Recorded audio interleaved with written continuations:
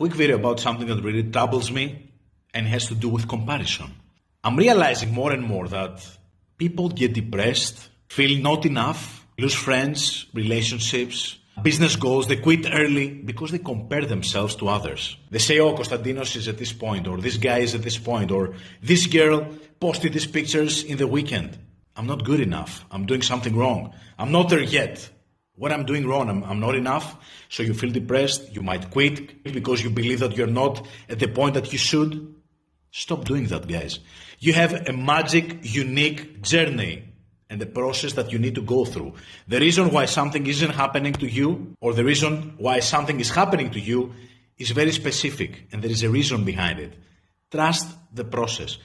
Do your best, be your best version, keep improving, be kind with people, and everything will unfold at the right timing, which might be different for you, or for me, or for anybody else. Doesn't mean that somebody who reached the point that you believe you need to get to today is happier than you or is better than you.